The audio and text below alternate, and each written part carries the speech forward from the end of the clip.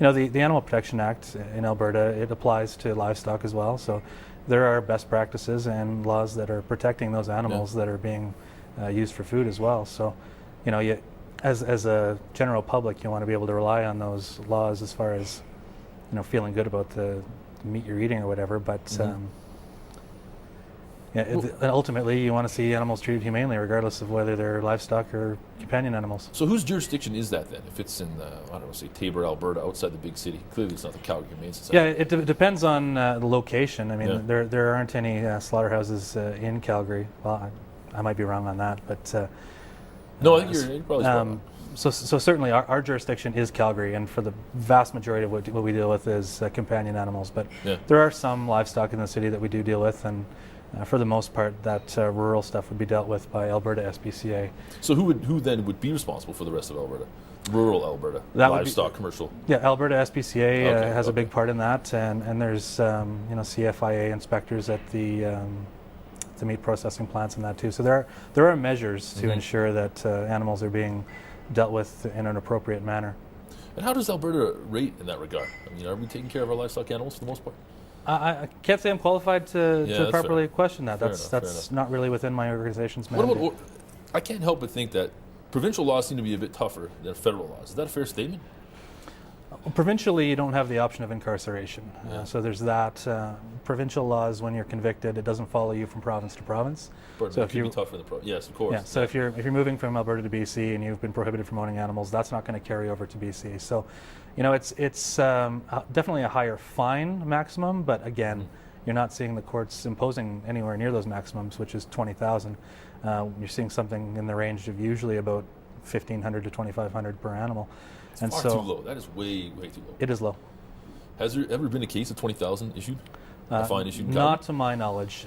Now, where you may see something like that is where you're dealing with a mass amount of animals that are in distress.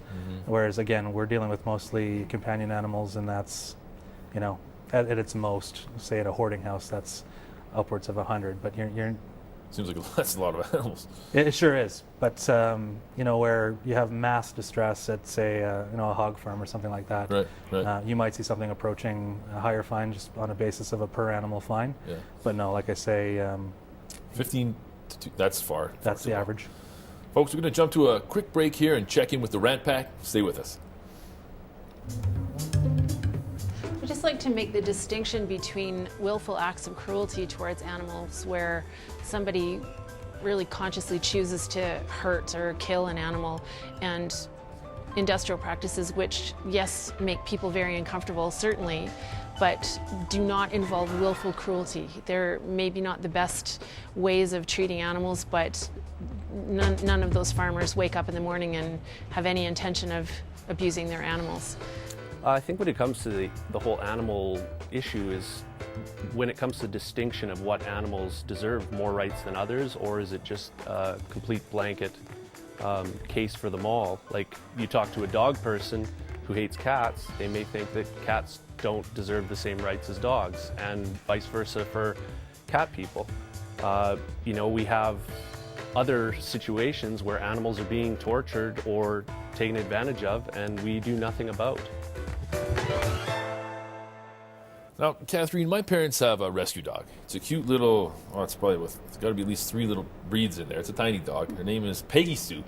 Wonderful little gal. But as I say, she is a rescue dog and very timid.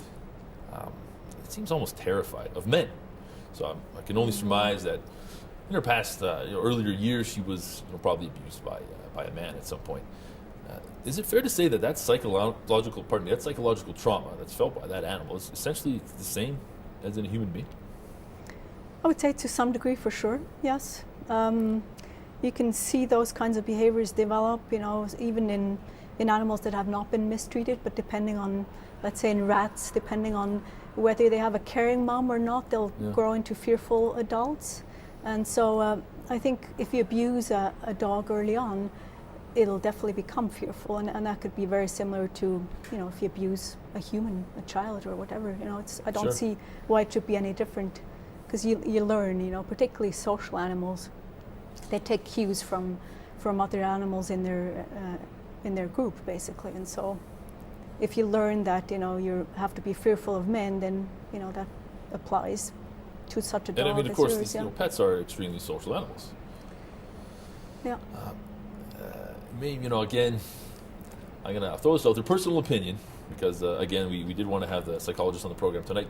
Couldn't be here, so we're going to run with it regardless. But I'm going to ask the question, do you think the psychology behind some of the actions of these animal abusers, are these people sadists? I mean, is this a sicko thing? I mean, are you seeing repeat offenders? Maybe that's the better question.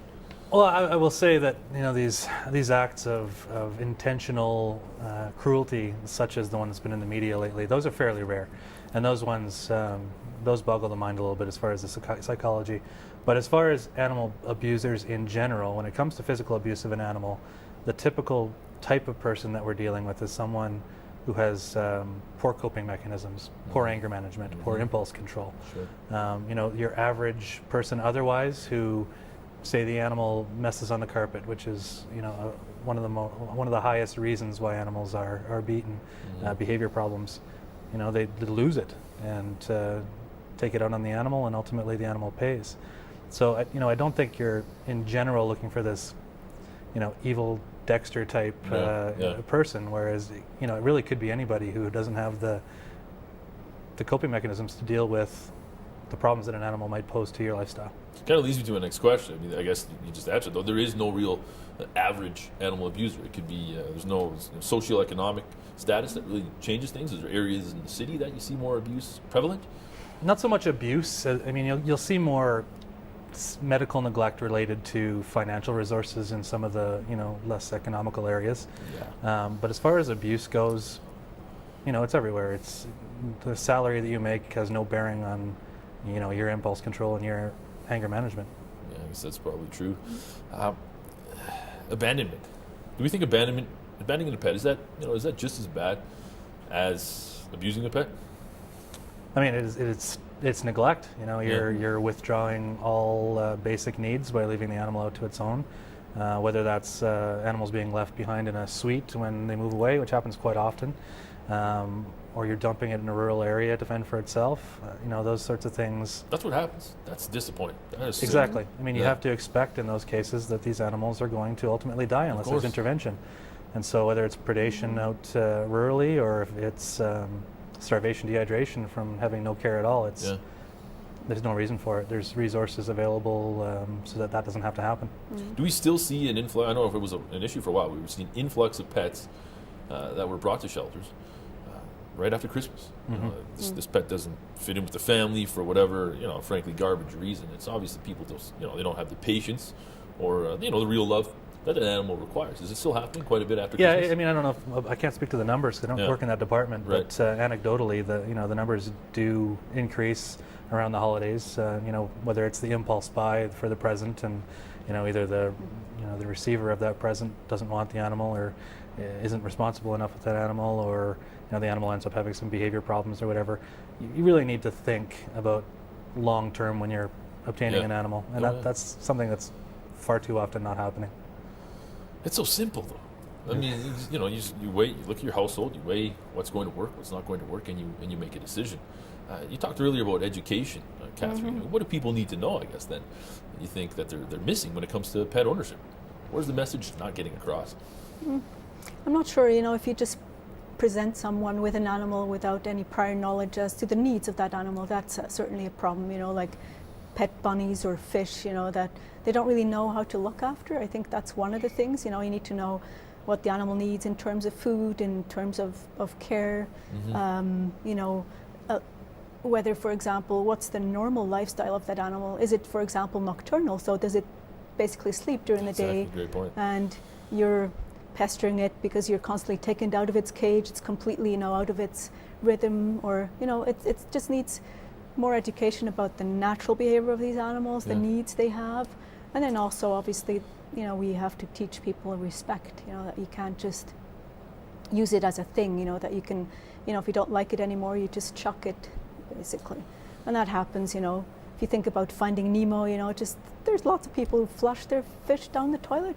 It's tired, it's a nuisance now, away it goes type thing. Yeah, that's the easiest way to get rid of them, and, that's cruel as well, I think. So, having studied, wild animals clearly to the degree that you have, you think it's a good idea then for, animals like bunny rabbits to be household pets, animals that aren't traditionally domesticated animals?